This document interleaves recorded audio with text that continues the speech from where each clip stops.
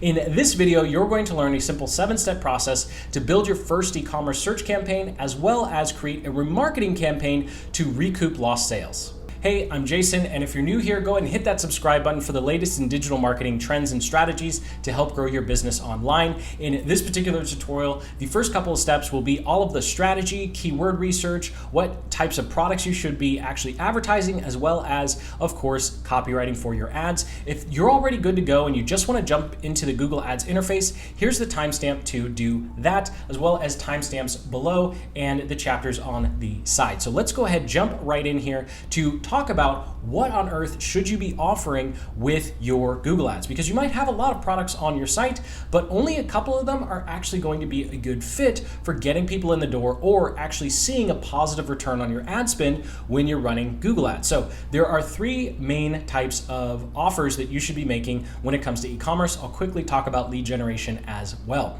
So the first best type of offer is some sort of lowball doorbuster. This is something that you probably have really poor margins on, but it's just something that gets people to click. It gets people to add at least one thing to the cart, and then you can run your conversion optimization on your e-com site to figure out how to upsell and cross-sell other things.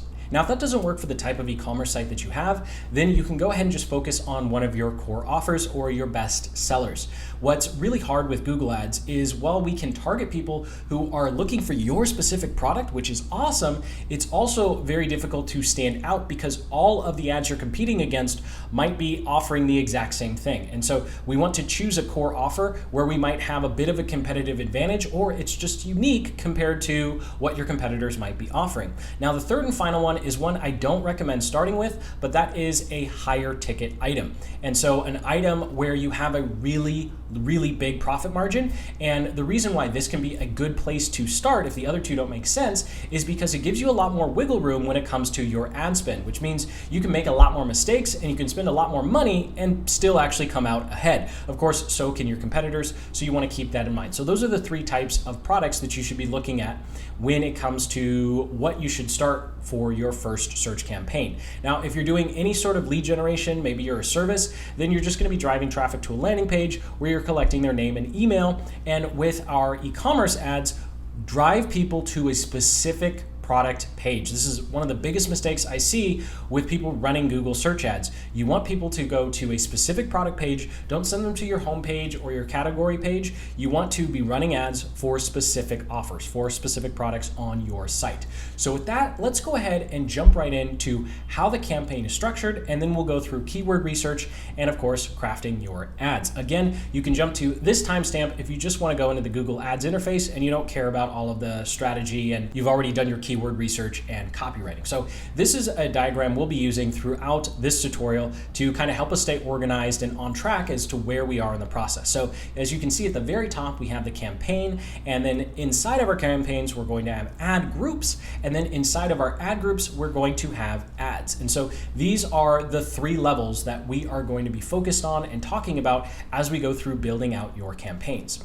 Now, at each one of these levels, we have different settings and we have different options. So at the campaign level, we're going to be making decisions as in what countries we're going to be targeting, what type of bidding we want to use, as well as what our daily budget's going to be and how long the campaign's going to be running. At the ad group level, we're going to be selecting our keywords. Now, we'll get into why you actually don't need a lot of keywords when you're figuring out what's going to work and what's not. But just right now, keep in mind that you don't have to spend hours and hours doing keyword research, and we're going to make very tight groups of keywords. And finally, we have your ads inside of your ad groups, and this is just the actual text that's going to show up in Google search when you bid on different keywords. You're going to have anywhere from 3 to 5. So you don't need to do a lot of keyword research. You don't need to write a lot of ads to be successful. So now let's talk about your keywords, because not all keywords are created equal. And we always want to make sure we're targeting keywords that represent someone who wants to buy now as opposed to next week or next month. So when it comes to keywords, you want to keep things nice and small. So I recommend starting with anywhere from 3 to 7 keywords. You'll see how that actually turns into 6 to 14. But you want your ad groups to be no more than 7 keywords, and you want no more than 50 keywords across all of your ad groups inside of your campaign. So it's very important that you don't that you don't stretch your budget too thin. Remember, we set our budget at the campaign level. So if we're only spending $5 a day and we have 50 keywords, well, there's going to be a lot of keywords that don't actually you won't actually be able to get any data on. So that's why it's so important that you make sure that you keep your ad groups nice and small. And of course, you can always make more campaigns in the future. Now, when it comes to different targeting options for Google Ads, you have a lot. They have audiences like in-market, affinity, they have different topics. You can even do remarketing, which we'll get to later. Google's doing their creepy tracking thing and they're figuring out all of our buying behavior, right? And while that's great for YouTube and search, or YouTube, display, and Gmail, it's not a good idea for search. So with search ads, we only want to use keyword targeting. We want to say, hey, Google, when someone types in this buyer phrase, then we want our ad to show up. We don't want to tell Google, hey, if you think they're interested in my product, then just go ahead and show my ad irrespective of what they typed in. We definitely do not want to do that. This is a great way to waste a lot of ad spend. So focus on keywords. Now, the good news is you don't have to spend a tremendous amount of time doing keyword research with your first couple of campaigns. So timestamps below, you can always come back to this, whether you're a services-based business or you're doing e-commerce like the example that we're going to go through later. You can use these keyword formulas and these types of keywords groupings to make sure that you only target people who are actively looking to purchase your product or service. Yes, there are tons of keywords out there, but there are only a couple that actually pertain to someone who's ready to purchase. And those are the keywords you want. You don't want the how-to or DIY or people who are just shopping around, because that's a great way to blow through your budget. We want people who are looking for sales, they're looking for a specific product, or they're typing in buy or near me if you're a service. So we want to make sure that we're only targeting keywords that represent someone who's ready to buy today, not next week or next month. So I'll get off that soapbox. You can always come back to this. I'll go through some more keywords as we build out the account. Now, the reason that you can get away with this and you don't have to pay for those fancy keyword research tools is because up until July 2021, if you're watching this after that, I'm sorry, you're kind of out of luck, unless Google changes their mind. We'll cross their fingers that they do. Is you can actually go into your campaign and then you can click on your keywords and you can click on something called a search terms report. So this is an example of what it might look like. And what it does is it tells you the exact phrases that your ad showed up for. So you can actually go through the list and actually see exactly what people are typing in when your ads pop up. And of course, you have two options here. You can either look at the list and go, oh, I want to show up for that keyword more. Then you can copy that keyword, put it in one of your ad groups, research done, right? Your customers are your best source for research. Or number two, you're going to be looking at the list and go, oh, that is a terrible keyword. I never want to show up for that. So you can take that and put it as something called a negative and tell Google, whenever someone types this in, I don't want to show up. So right now it's about at 80% and Google is slowly taking away this information. And so whatever information is here is going to be helpful to you. We'll just cross our fingers that it doesn't completely go away. Now, there's one more thing we need to talk about with keywords before we go on to writing your ads, and that is match types. So you can be very strict or very broad with how Google shows your ads. And so let's go through an example of a men's watch, right? So let's say this is going to be a minimalistic men's watch, right? So we have three terms there. Well, if we do something called a broad match, we just say minimalist men's watch. That means anytime anyone searches something remotely related to minimalism, men, or men's watches will show up. Now, obviously, that's not good because someone searching minimalism might not necessarily be looking for a watch. And so what we need to do is use something called phrase match and exact match to essentially tell Google, we need to see all of those keywords in the search term in order for our ad to show up. So we want to make sure that they're looking for a watch that's for men, and they're looking for a watch in the first place, and that they're looking for a minimalist watch. So that's why we want to put the quotations, and we want a version of the brackets. So we make sure that we're forcing Google to only show our ad to potential buyers as opposed to anyone who's looking up something related to watches, men, or minimalism, right? So we'll go through exactly how to do that when we go through the campaign build. So now let's talk about your messaging. So this, once you set up your campaigns, is going to be where you spend pretty much 95% of your time moving forward. So after you've watched this tutorial, you're going to have to constantly be rewriting your ads. And the best and quickest way to get started is to actually look at competitors' ads. Now, this is only going to work for your first couple campaigns, and then you're actually going to need to write your own ad copy, but this can get you into the game and help springboard and launch your first campaign. So you're going to look for 4 elements. What I recommend doing is go to Firefox or Safari, pretty much anything other than Chrome, and use their version of private browsing mode to make sure no cookies are influencing the ads that you're seeing. And then go ahead and type in one of your buyer keywords, and then use these 4 elements to figure out what you should be including in your ad. So the very first thing we want to be looking for, as you can see in this example, is what results are promised. Essentially, what are the big selling points of these ads? Where are they trying to be unique and saying, hey, we are unique in this way, or we are better in this way? And then the next thing you want to look for is features. And these are essentially just looking at how it handles your buyer's objections and then any sort of information about purchasing terms. This is going to be very important if you're in e-commerce, because you're going to be looking for things like free shipping, free returns, 24/7 customer service, or order size minimums for the free shipping. Then the third thing you want to look for is the solution. What's specifically being offered? So are they offering a specific product, or are they just talking about a category of products? Or if you're a service, you want to see if they're offering a lead magnet, a free discovery call, or they're just going straight for the sale with whatever the service is. So we also want to understand what actual offers are being made, and whether it's a specific product, it's a lead magnet, or they're just talking about a general category and they're just saying men's watch as opposed to minimalist black men's watch, for example. But we'll get more into that. So here's another example of how we can go through and analyze the ads. If you're interested, you can go ahead and pause here. Or if you want to learn more about how to actually write your own ads from scratch and make sure that you properly connect with your customers' pain points, whether you're a service-based business or you're in e-commerce, make sure you check out the link in the description to our Google Ads copywriting course. It's the exact same formulas we've developed after spending hundreds of thousands of dollars in Google Ads. So whichever path you choose, that's how you write your ads. So now let's talk about the different character limits of your ads, because obviously you can't just have a 1,000-word ad, right? Google has some limits because they need all the ads to look the same and fit the same. And so for your headline, you can have up to 3 as of right now, and the third headline may or may not show up. So don't count on that headline being there. So when you're writing your ads, make sure that headline 1 and headline 2, they connect and they make sense, and headline 3 is a bonus. So if headline 3 isn't there, your first 2 headlines still make sense. You have a 30-character limit on those. Then you have your display path URL. So most of the time, you're going to have a very long URL that you're driving traffic to. And luckily, Google knows that most people don't want to look at that, right? So what they're going to allow you to do is actually manually put in a URL path 1 and URL path 2. So I'll get to what you can do there, but it's a great place to put in some urgency and try some things that might not work in the headline, because Google can be pretty strict when you talk about offering something for free or you're talking about some proven method, right?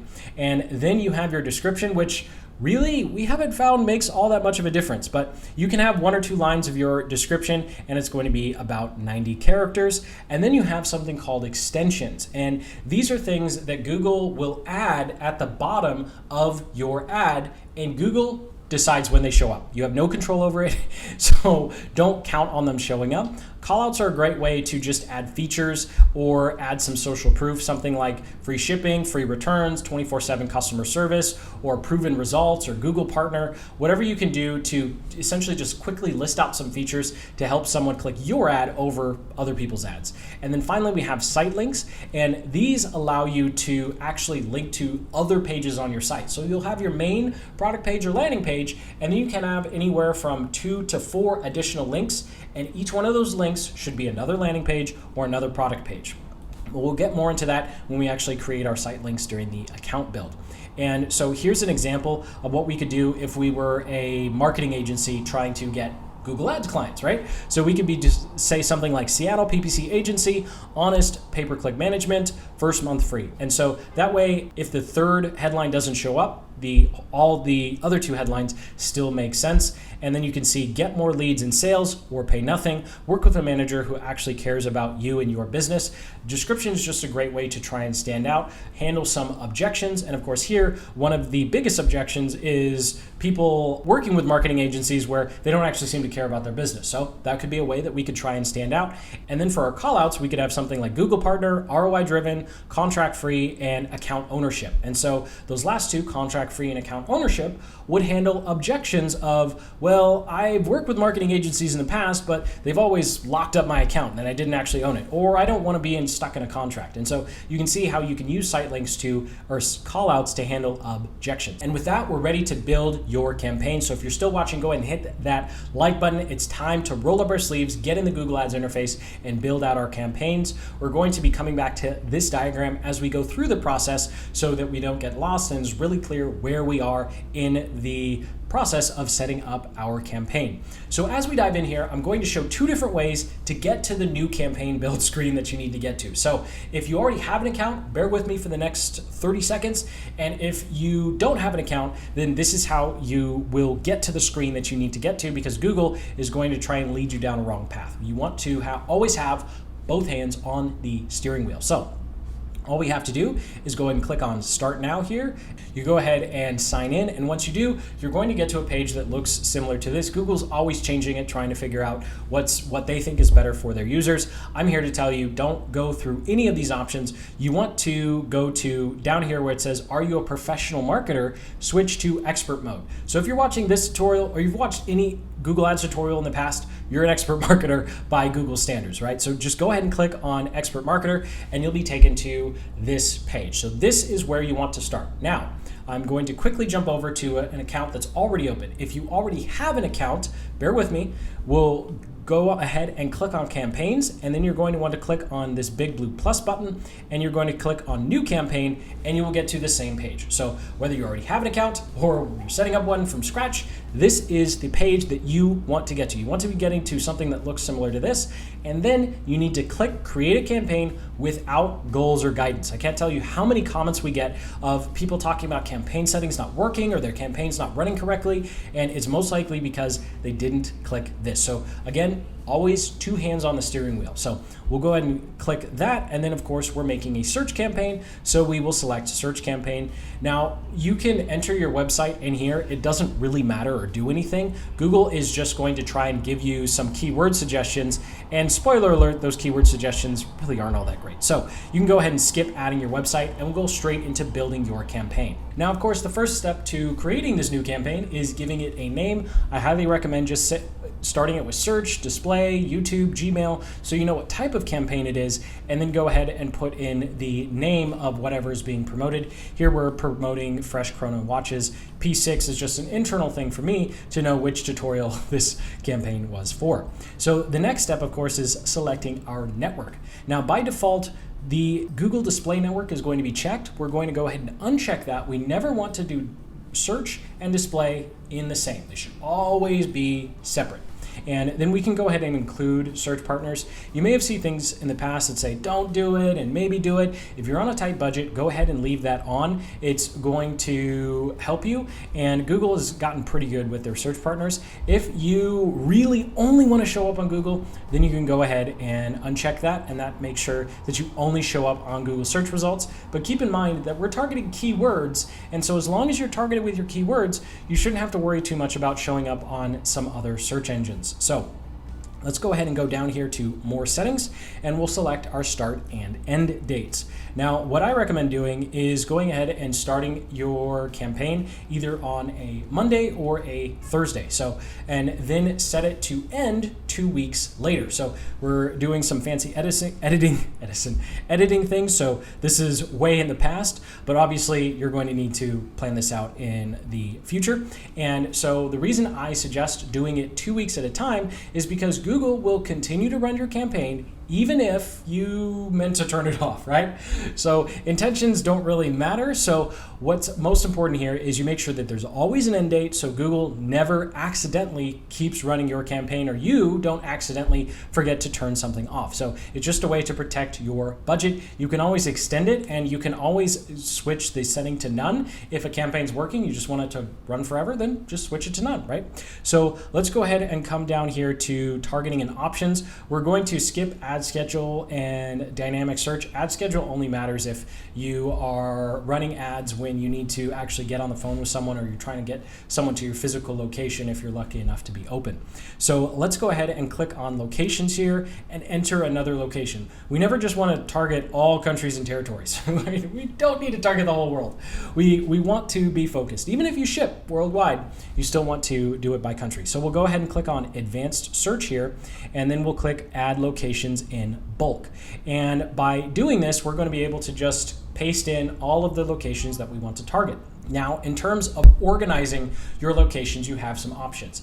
If you ship products worldwide, then you can group your campaigns by 3 to 4 countries, ideally 1 country per campaign. Now, if you're shipping in terms of just targeting 1 country, then what I recommend doing is, instead of just putting in the United States, Canada, New Zealand, Mexico, or Zimbabwe, or wherever the heck you're shipping your products to, go ahead and put in all of the states, territories, and provinces. And the reason that you want to do this is, as you start running traffic, Google's going to tell you the specific state, province, or territory and how that location targeting is performing. If you just put in United States or Canada, then when you go to your location data, it's only going to show a 1 line for the US, and you have no idea how different states performed or how different provinces performed in Canada, right? So you want to always break things down so you have a good understanding of how different locations are working for you.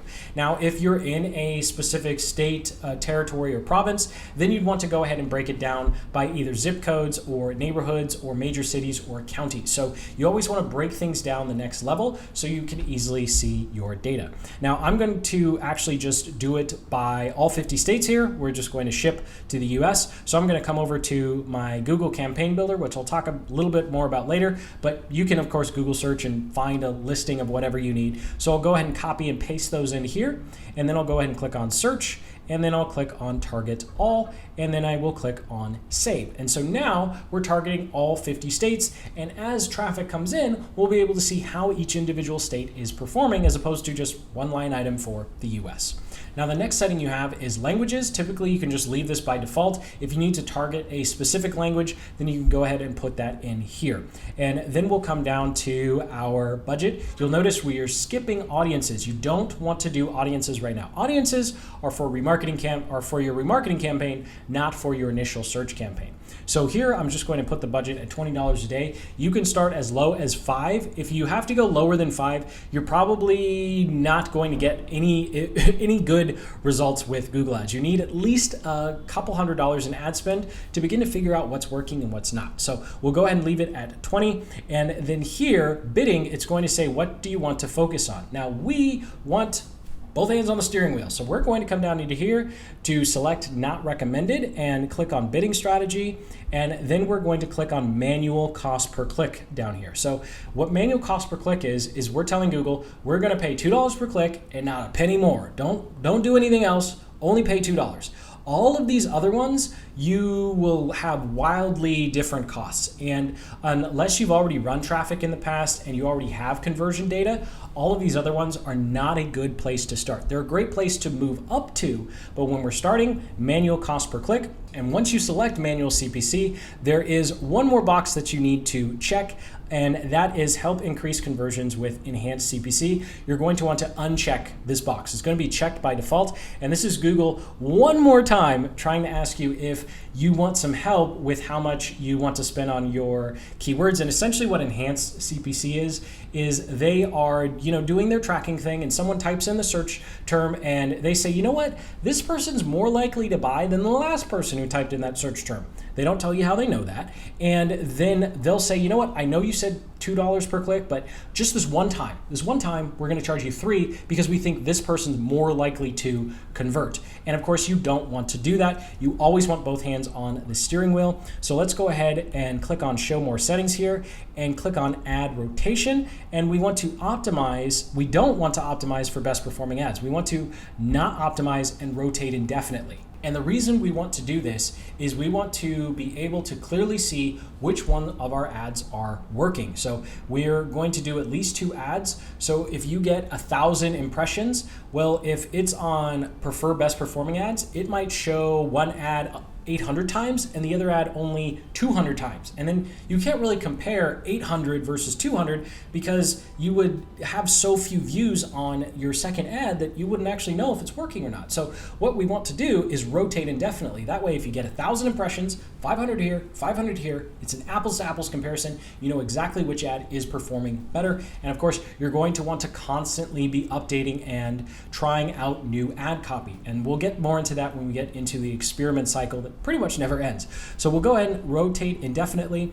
The ad extensions we're going to skip for now. I'll show you how to actually add these at your account level and campaign level and ad group level. So we'll go ahead and just click on save and continue. And now we are at our ad group. So quickly jumping back over to our diagram, we've completed the campaign at the top. So we're good to go with our campaign. Now it's time for our ad groups where we choose all of our keywords and specifically our targeting. So a good way to think of ad groups is just different ideal customers, right? So let's go ahead and go back into our interface. And of course, we'll give our ad group a name.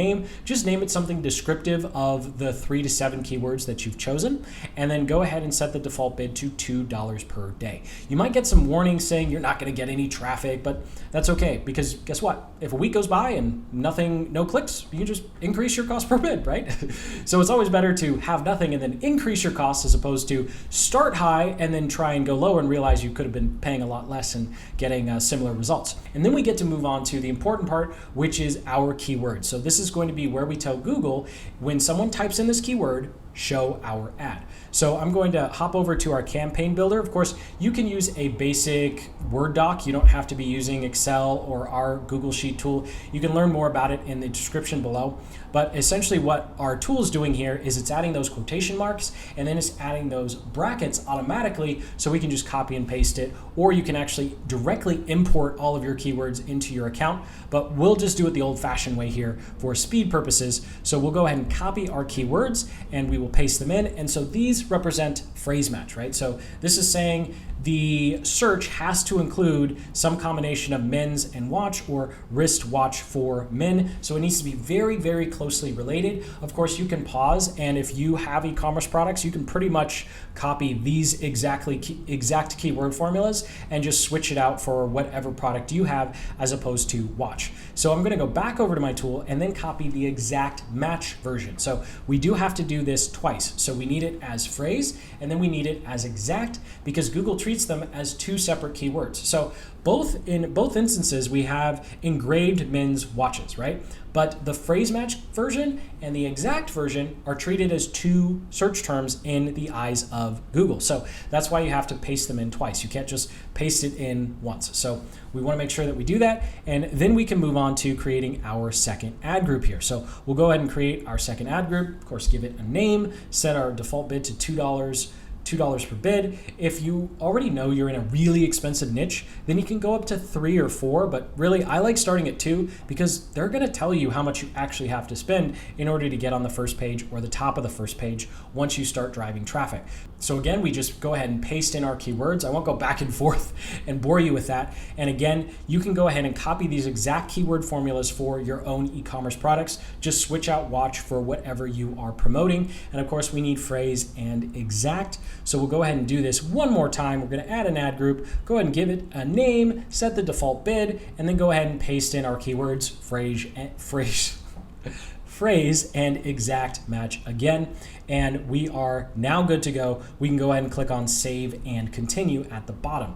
So once we do, we are now done with our ad groups. We're done with our ad groups, and now it's time to make all of our ads. So if we jump back over to our diagram here, you can see that we just finished ad groups, and now we're at the final stage before our campaign is complete, and that's going to be creating our ads.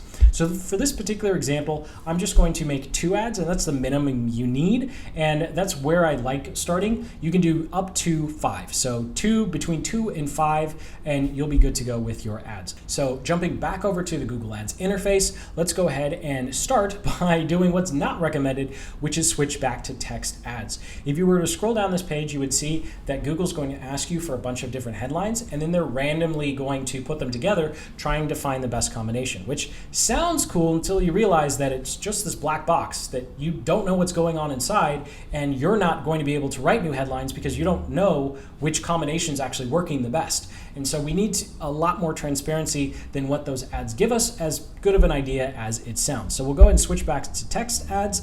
And then of course we need our ad copy. I highly recommend take some time before you get into this, write your ads out. Your ads are going to be a lot better if you're not writing them on the fly while you're going through building your campaign. So I'm going to go back over to my campaign builder here. I'm just going to copy some headlines that I've already pre-written and then go ahead and paste them in. The final URL, that's the URL that you want people to actually hit when they click on your ad. So it shouldn't be your main website like this example. It should be your website / whatever your product is, right? Or your landing page. And then I'll go back over here. I will copy my description lines 1 and 2 and URL path, and then go ahead and paste them in the bottom. And you can see this nice little preview. Modern men's watches, luxury and sport start at $95. So remember, this last headline may or may not show up. So Google's still playing with that, right? So make sure modern men's watches, luxury and sport, we know those two are going to show up, but we don't know start at 95 if that's going to show up or not. And of course, then we have our description, and you can see up here, limited run flash sale. That is the URL path 1 and 2. And so saying limited run or flash sale or proven method, you probably can't get away with doing that in the headline, but you might be able to get away with doing that in your URL paths. So that does it for ad number 1. We'll go ahead and click on done and create next, and then we'll go ahead and just paste in information again. So I won't go back and forth and bore you, paste, and now we have ad number 2, classic men's watch, minimalist leather from 95, right? And then we'll go ahead and click on done. So we're going to click on done because I'm going to show you how to copy these ads to the other 2 or 3 ad groups that we made. I'm already losing track. To the other ad groups that we made. So we'll go ahead and click on done here, and then we'll go all the way to the bottom, save and continue. And now we are ready to publish. So we've done everything. We can go ahead and click on publish at the bottom here, and then we'll be taken to our overview of our campaign. So if you ever get lost in the Google Ads interface, you come up here, you can see we're on all campaigns, and then it will say the name of the campaign that you're in. So if you ever want to get to the account level, all you have to do is click on all campaigns up here. So I'll scroll down. Of course, as traffic comes in, more information will come in on this particular page, and you'll be able to start making changes. And as you can see here with our location data, this map is actually going to start populating the individual states with the traffic data. Because if we had just put in United States, well, it wouldn't show us all these lines. It would just say United States and 1 number, right? So that's why we want that. So let's go back to all our campaigns here. So now we're looking at all of our campaigns. We're at the account level, and you can see our new campaign that we just created. So if I go ahead and click on it here, then we'll be able to be in our ad group. So you see at the top, we've gone all campaigns. We're back inside of our campaign. I know it can be confusing, but it's gonna make sense after a week or 2. And so we're inside the campaign that we just created. So if I go back a page, you'll see we click on it, and then we can see all of our ad groups, and these are our ad groups. And then if we come over to the left-hand side, you can click on ads and extensions to get to the actual ads that are inside your ad group. Now, what we're going to do now is copy and paste our 2 ads into our other ad groups, because when we were going through the account build, we only made 2 ads. And so we have 2 ad groups that have no ads in them. So we just want to copy and paste them. So let's go ahead and jump back into the interface. So we're looking at our ad groups here. So we'll go ahead and click on ads and extensions. And once we do, we'll see the 2 ads that we made. Now you'll notice in the ad group column, we see men's watch, right? So men's watch, these are the only 2 ad groups that have any ads right now. So all we need to do is select all of our ads, and then Command C on a Mac, Control V on Windows, or Control C. not Control V yet. Control C on Windows, Command C on Mac to copy them. And once you get that little notification at the bottom, you can go ahead and click X, exit out, and then we can Control V or Command V, or just click the paste button. And then this window is going to pop up, and we can select our campaign, and then we can select the two ad groups we want the ads to go inside of. And then we can go ahead and click on Done. So we'll click on Done, and then we will click Paste. And now our two ads have been copied to our two other ad groups. And you can see here the ads are repeating themselves because it's showing that it's in multiple, that there's one ad for each ad group. So now what we want to do is create our site links. And so these are going to be the additional lines of text or links we can add to our ads. So if we go back over to the Google Ads interface, we're going to go all the way out of our campaign. So I'm going to click on all campaigns here. And now I'm going to go to ads and extensions on the left-hand side from all campaigns. So we'll go and click on that. And then we can come up here and click the blue plus button. So I'll click add new one, and we're going to add a site link extension. So we'll go ahead and click on add site link extension. Now you can do it at the account level, which means these site links will go to all your campaigns. We don't want that. We always want to be specific. So we'll go and click this drop down, click on campaign, and then we'll select our campaign that we just made. Go ahead and click on done here, and then we'll of course create a new extension. So I'm going to go over to my campaign builder here. I'm going to copy the title, body line 1 and 2, and then of course the actual destination URL, and come back over and paste it in. So this is, if you look on the left-hand side or right-hand side here, this is what it's going to look like. So you see headline 1, 2, description. That's your actual ad. That will pretty much always show up. And then if Google feels like it, they will show your site link. So these are additional places that people can click. And as you can see with the preview, we now have custom engraving. So we have our headline 1 and 2, the description, and of course custom engraving. So if I go through and paste in some other ones here, I'll just paste all of them in. You can see that we have all of these site links listed. Of course, this is the preview on mobile. You can go ahead and click through to see desktop and other formats. So we'll go ahead and click on save down there, and then we are looking at them as a table. And if you want to get a better understanding of how this is actually going to look, we can go ahead and click on summary here, and then you'll see a full example of what it would look like on a mobile device. So if someone typed in black men's watch or modern men's watch, and our men's watch ad shows up, we'd see modern men's watch, luxury sport, headline 1 and 2, and then not your old man's watch. That's actually headline number 3. I think I got that mixed up earlier when I was talking about the ads. Okay, and then you can see custom engraving, limited run, 2021, and chrono collection. Those are all site links. So when someone clicks on the headline, they're going to go to the product page that you want. If someone clicks on a site link, they go to a different page. So this is a way that you can actually segment the traffic coming to your site. Again, you can't control what site links show up or when they show up, but you want at least 4 of them. 4 is the maximum you can have. So go ahead and have at least 4.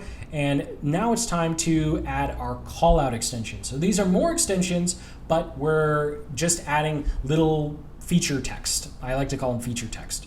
So we're going to stay in extensions, and what we're going to do is come back up to the top here, click the plus button again, and we're just going to select call out extension. So add to, select campaign, yes, our campaign that we just created, go ahead and click on done, and then you can just paste them in. So lifetime warranty, free returns, perfect fit guide, custom engraving, those types of things you're going to want to put as site links. And so if we had free returns or free shipping on orders over $25 or something, then you'd go ahead and, of course, as long as it fits in the character limits, you can go ahead and include that here. And so I recommend having at least 5, so you can always add more call out extensions. We'll just add 3-day shipping and gift wrapping, right? And then we'll go ahead and click on save. And so you see here, before we click save, you see in the preview that these are just going to be listed out one by one at the end of your description. So you can see our site links at the bottom, and then you can see these are our call out extensions. These are what we're adding now. So we'll go ahead and click on save, and now we can go ahead and again, you'll be able to see a preview. I think it's cut off because there's so much ad text. But let's go ahead and go back up to summary here, and you can see a list of all of our different call out extensions. And we need to click this X button, and now we're looking at all the extensions that we made, and of course we added them to one campaign. Now what's really nice is once you've gone through this process once and you create new campaigns in the future, you can always add these to your future campaigns. So it's not like you have to redo this over and over and over again. So with that, we're ready to talk about optimizing your campaigns. Now before we do, 2 quick settings that you need to be aware of. First, how to modify your column. So let's go ahead and go back to our campaigns here, and you can at any time, if you want to change, you see it says budget, status, campaign, click, impression, CTR. If you want to see more data or less data, you can just click on columns and then click modify columns. I'll get more into that in a little bit here. Now the other thing I want to point out is your billing settings. I get a lot of questions about this for some reason. So where are your billing settings? You can come up here to tools and settings, and once you click on it, click on billing, click on settings. So this is where you're going to decide what credit card or account Google you use to be billed by Google. So the way it works is there's a threshold. So every time your campaign spend crosses, let's say $50, Google will bill you, right? So it's not necessarily you spend $5 a day, they charge you $5 a day. There's a little bit of a buildup, and then they're going to charge you in increments. The more money you spend, the larger those increments and the longer time it goes between billing. For example, one of our accounts, Google just bills us once a month for the exact amount we spent the previous month. But when you first get started, they'll most likely have a $10 to $50 threshold, and they will bill you simply based upon how much money you've spent, not necessarily on a weekly or monthly basis. So just keep that in mind with whatever credit card you are using. So now let's talk about the experiment cycle. Let's talk about how to optimize your campaigns. And the first thing we're going to do is change all of your columns. So of course, timestamps below, you can always come back to this particular diagram. And these are the columns I recommend you use when you're analyzing your search campaigns. Now, quick little asterisk here. You'll see we have bounce. That is only going to show up when you connect your Google Analytics account to your Google Ads account. So it may or may not be showing up for you, but just keep that in mind as you become more advanced. That's something you're definitely going to want to add in the future. So let's go ahead and jump back into our campaigns interface here, and we're going to click on columns, and then we can click on modify columns. And when we do, we'll be able to check and uncheck all of these different metrics. And of course, none of this is set in stone. You can always come back and change your columns. Nothing's going away. Just because you uncheck something doesn't mean the data disappears. It just means you're not looking at it. It's not like when you're setting up your campaign and the locations, and like if you don't do it, it's not going to show up, right? Ever. So this is something you don't really have to worry about when it comes to whether or not data is still being collected. So you can also save your column sets. We go ahead and click on apply. And once you save all of your columns, it's time to talk about how to actually read the data, right? So this has been one of the most requested sections. So make sure you comment below if you have any questions when it comes to how to properly optimize your campaign, because there's specific things you want to look for at each level, whether you're looking at your campaigns, you're looking at your ad groups, or you're looking at your ads. So here's a quick rundown of what to look at for in each section. So number one, if you're running more than one campaign, that means you're making more than one offer, because one product, you essentially want to have one offer or one product per campaign. So the first thing you want to do is look at which campaign seems to be performing the best. How do you know which one's performing the best? You can either look at conversions if you've set up conversion tracking. If you don't, then you're going to want to look at which one has the highest click-through rate and which one has the best cost per click. So those are the things you want to look for, and then you look at that campaign and then you start taking a deeper dive. So then once you're taking a deeper dive, we look at ad groups. In ad groups, it's all about keywords. Keyword, keywords, keywords. So when you're looking at your keywords, you want to be looking at two metrics. Again, number of click-through rate. Click-through rate is CTR for short. And then you're going to be looking at your cost per click. You want to keep running the keywords that are getting a good click-through rate and just turn off the ones that are getting a bad click-through rate. I know that sounds basic, but that's all you have to do. Just look at your click-through rate and say, hey, is it 2 or 3%? Awesome, that's really high, great. Is it 0.25%? Okay, that's terrible, turn it off. And that's all you have to do. Now, when it comes to your cost per click, if you see a keyword's costing you $5 or $10 per click, then just go ahead and pause it because it's probably too expensive. And even if it has a good click-through rate, well, it's maybe sucking up half your budget for one click, right? That's not a good strategy, so you'd go ahead and pause that. Now, when it comes to the ad group level, all you're looking at is you're looking at ad number 1 and you're looking at ad number 2. Because you rotate it indefinitely, they're both going to have should have about the same number of impressions. So let's say 500. So out of 500 times both of these ads were shown, this ad got a click-through rate of 3% and this ad got a click-through rate of 2.5. So maybe it's very close. So all you need to do is pause this one, don't delete it, just pause it, and then copy this one and make a new one. And then run it again and see which one works the best.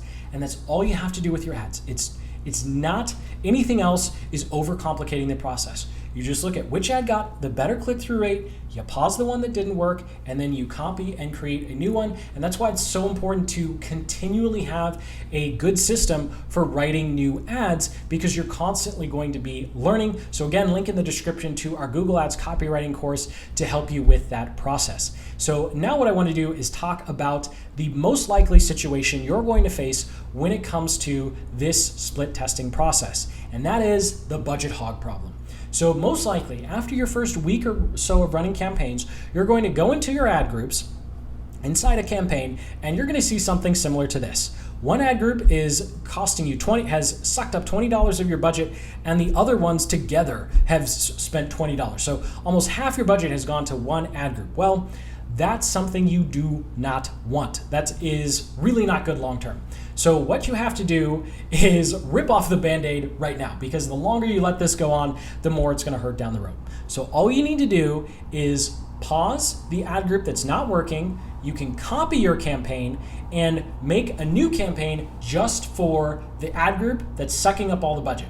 And what does this do? This makes sure you have both hands on the steering wheel. So if your budget was, let's say we go back a slide here. Let's say our budget was $40 a day. Well, $20 for one ad group in, let's say, a day. Well, that's way too much. We want our budget to be spread evenly across our ad groups, not one sucking it all up. So the reason that we want to do this is because when we spin it off into its own campaign here, now at the campaign level, we can say, okay, spend $30 for these other ad groups and then give this campaign a $10 or $5 a day budget. So now you're controlling how much money is going to that one ad group. And you can't do that at the ad group level. You can't tell Google, hey, spend more money on this ad group over here. It has to be done at the campaign level. So that's why you need to split them off. So it's very important that you do that as soon as you start to see that, because you are going to lose a little bit of data. It is a little painful. It's like ripping off a Band-Aid, but it's going to be much better for you long term. So now let's talk about what you need to look for when it comes to minimum amount of data before you start making decisions. So we all know if an ad got 2 clicks or if a keyword got 5 impressions, we obviously know that's too soon, right? So how much data do we need to collect? How many impressions and clicks and conversions do we need before we actually start making decisions? Well, ideally you want 1,000 clicks. Now I get, based upon whatever your budget is, that might not be reasonable, that might be too much. So what we can do here is say 1,000 impressions at the ad group level. So across all your keywords, the total amount for an ad group should be at least 1,000. And of course that 1,000 is going to be split up across your 6 to 14 keywords. So it's not going to be perfect, but you want to wait at least until the entire ad group has 1,000 impressions before you touch any keywords. And then the same is true for your ads. So once an ad group gets 1,000 impressions, then you can start changing keywords. Then you can start pausing ads. And ideally, you want 100 clicks on your ads before you start changing things. I get, based upon your budget, you might be looking at it, you might be 2 or 3 weeks in, you go, well, Jason said to wait for 100 clicks, but I'm only at 75 and I've got all these impressions. Then just go ahead and make a decision, right? So you definitely don't want to stick to some hard and fast rule and spend more money than you have to. So ideally 100 clicks, but really realistically, 1,000 impressions on an ad group is when you're going to be able to start making some strategic decisions. And again, before we get into our remarketing campaign, remember you can go to your campaign, you can click on keywords, search terms to see a almost full list of your keywords. Remember that by July 2021, allegedly might actually be gone if you're watching this video after that point, although we're all crossing our fingers that we at least get some data that sticks in here. But hey, it's Google's platform, so they technically can do whatever they want. So with that, you've set up your campaign. It's time now to talk about remarketing. What do you do with all those people, the majority of the people, who come to your website and then don't buy or don't enter their name and email? Well, this is what we're going to do to re-engage with them and try and recapture some lost sales. So we're going to start by creating our remarketing tag. I will link up in the cards in the description to a video that goes through how to install this on your website. I'm just going to show you how to quickly set it up so we can get into creating your remarketing campaign. So back in our ads interface here, we are going to click on Tools, and then we're going to click on Audience Manager. So I click on Audience Manager here, and if you've never set up a tag before, this is what your page will look like, or similar. You know, they're always changing things, right? So what you want to do is set up an audience source if you don't already have one. So we'll click on Set Up Audience Source, and we're going to set up a Google Ads tag. This is a little code that's going to go on your website so you can track everyone who's come to your website, and you get to do some of the creepy tracking things that Google does, at least for now. And even if it's not already on your site, you're going to want to go through this process. So we'll go ahead and click on Set Up Tag. Now, when it comes to collecting the data, you can actually get pretty specific, although I recommend just leaving it at only collect general. You can click on Learn More and read about the restricted data processing and what you can do with all these categories. I'm going to leave that alone for now though, because you can always come back and do this and be more advanced later. So we're going to select only collect general website data. And then of course, California, just like always, is doing something special and wants to be treated different. So if you exclude California users from remarketing lists, you're able to do a lot more. Although if you're doing anything in the US, you probably have a lot of California customers. California knows that. So you're probably not going to check this box unless you're locally in a specific state that you don't have to deal with California. So if you don't have to deal with California, definitely check this box. And then we can go ahead and click on, save and continue, jumping ahead here. And then it's going to ask you how you want to install the tag. I recommend using Tag Manager, link in the cards in the description to a video that walks you through how to do that. But just to show you what it looks like, you can go ahead and click on Install the Tag yourself, and this would be the code that you would put on your website. So if I go and click Cancel here, you can see we have Email the tag and Use Tag Manager. And we're just going to go ahead and continue. And we don't need all this information. Again, cards in the description for the video that goes through how to do this. Just blaze through this and go ahead and click on Done so we can get started. So now that we've clicked Done, you'll see that we now have one audience. And so what Google's automatically going to do is it's going to create a list of everyone who's ever visited any page on your site once the tag is there. And of course, we want our remarketing list, or we want our remarketing campaign to target people who specifically saw our offers but didn't purchase. So if we used this audience, we would have a bunch of people who actually bought from us. And of course, we don't want to show them the same thing over again because they already bought, right? And you can always access your audience information by clicking on Audience Sources over here and going to the details, and you can grab the code and put it on your site. So now that we have essentially set up the audience source, even if it's not on your site yet, you can go through this process. It's time to create a remarketing campaign, and specifically remarketing list of non-buyers. So jumping back into our interface here, let's say you are coming from scratch, you can always come over to Tools and Settings, Shared Library, Audience Manager, and you get back to exactly where we were before. So what we want to do is click on the plus button here and then click on Website Visitors. So we'll click on Website Visitors, we'll go and give it a name, we'll say Non-Converters Men's Watch. And then we can come down here to visitors of a page who do not visit another. So we want to essentially list out all of our product pages and then say they saw the product page, but then they didn't see the checkout or they didn't see the shopping cart. And so that's how we know they looked at stuff, but they didn't actually buy anything, right? So we'll go ahead and click on visitors of a page, and then we would go ahead and use page URL contain. So if you're an e-commerce site, most likely your categories are in the URL. So it'll be your website, like freshchronowatches.com/menswatch/modern collection/classic collection/ I don't know, sports collection or something like that. And so what you want to do is include all of those main category pages or subcategory pages here. So you know that we know that they visited something related to watches. And then what we'll do is down here, unvisited, when we come down, we can go ahead and say URL contains confirmation order page checkout. So this is going to be different based upon what provider you're using or what software you're using for your site.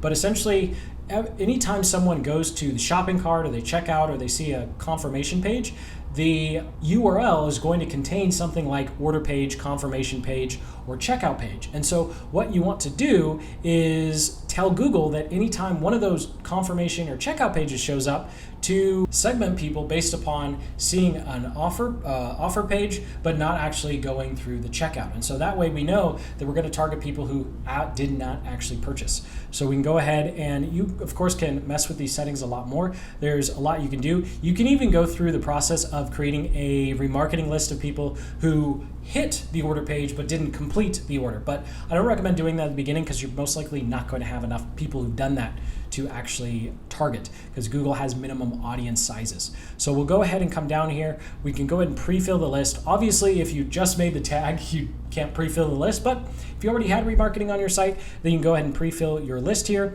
And then I recommend doing 540 days. And this again goes back to the minimum list size. So Google will tell you how many people are in each audience that you've set up. And so if you don't have at least 1,000 or 5,000 for some in different situations, then you can't run traffic to it. So the problem with doing a 7-day or 14-day, while it sounds really good, is you might only have a couple hundred people in that list. And because of privacy reasons, Google doesn't allow you to run remarketing traffic to a list of just 5 people, right? So you can set these other durations up individually, but I recommend at least doing 540 to start. So we'll go ahead and create our audience. Of course, you can give it a description.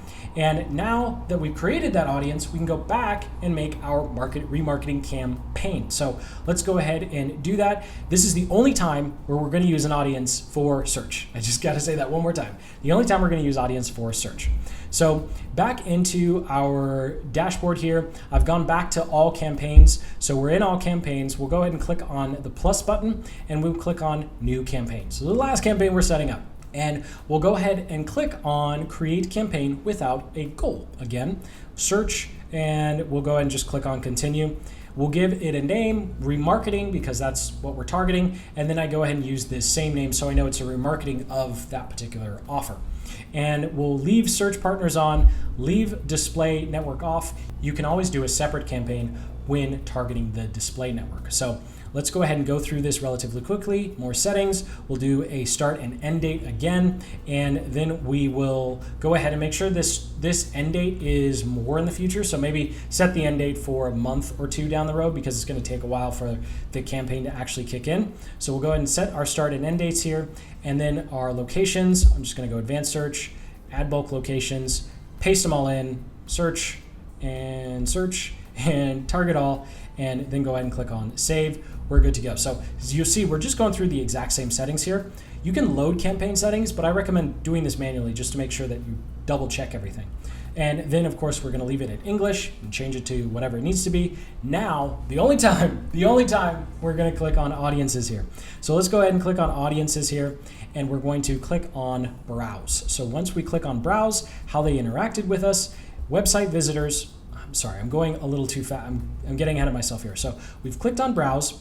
We're going to click on remarketing, and then we want to click on website visitors, and we're going to click on the audience that we just made. You can see here there's some other sample audiences, and we're going to click on non-converters men's watch. So they saw a page related to watches, but they didn't get to the checkout or the order confirmation page.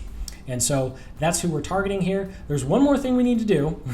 If it says recommended, then you don't want to do it, and that is clicking targeting. So what this does is it tells Google when we get into adding our keywords, we're saying we only want our ads to show up if they're in this audience. That's what targeting means. If you have observation, it just kind of does an or, so they might be in your audience or they might be similar, but here we want specifically the people who saw those pages but didn't complete the order process. So we want to select targeting to ensure we only show it to the people that we want. And we'll get to how to add keywords here. So that's what we need to do for our audience. So now we're making sure we're only remarketing, we're only showing ads to that remarketing audience. And then we'll click on budget. You can do $20 a day or more. I'm just going to do 20 to start. And then of course we have to change our bidding strategy. So we have to come down to not recommended and go ahead and click on manual CPC here, uncheck enhanced CPC again. And then when we go to more settings, we need to click on add rotation, and we need to, of course, not optimize, continue to rotate indefinitely, and then we can go ahead and click on save and continue. You can also add your site links and callout extensions here if you want, and because you've already made them in a previous step, you can go ahead and just include them here. Just include the same callout extensions and site link extensions that you did with whatever your normal campaign was. You don't have to change it because it's remarketing. So we'll go ahead and click on save and continue and create our ad groups. So ad groups for remarketing campaign, let's go. Save and continue, and we're going to give them a name. We can use the same name that we used before because we're actually $2 per click going to use the same keywords. Now here again, this is the only time, I say again, but this is the only time where you're going to want to use broad match. Now you might be thinking, okay, you talked so much about why not to use broad match, so why should we use it now? Well, the reason that you want to use it now is because you've told Google to only show these ads to people who've already been to your site. So we want to make sure that if they come back a couple weeks later and they start searching for watches again, that we show up. So we want to maximize our reach here because we've already been very restrictive by telling Google only people on our website. So if someone comes back to Google and they start searching for, kitchen appliances, your ads aren't going to show up just because they're on your remarketing list. They have to be on your remarketing list and they have to be looking for watches or whatever your product or service is. So we'll go ahead and paste these in, and then we will add a new ad group number 2. We'll use the exact same keywords we used for our original campaign. We're just going to be doing broad match version. So I'm going to click through here relatively quickly. So you can see we just make our third campaign, paste in our broad match versions, and then we are good to go. We can go ahead and click on save and continue. And just like you would have done for your normal campaign, you're going to come to switch back to text ads, and then I'm just going to quickly copy and paste in the exact same ad text that we used for our original campaign. So you don't have to be really fancy here or have some sort of creepy headline that says, hey, come back, we noticed you didn't finish.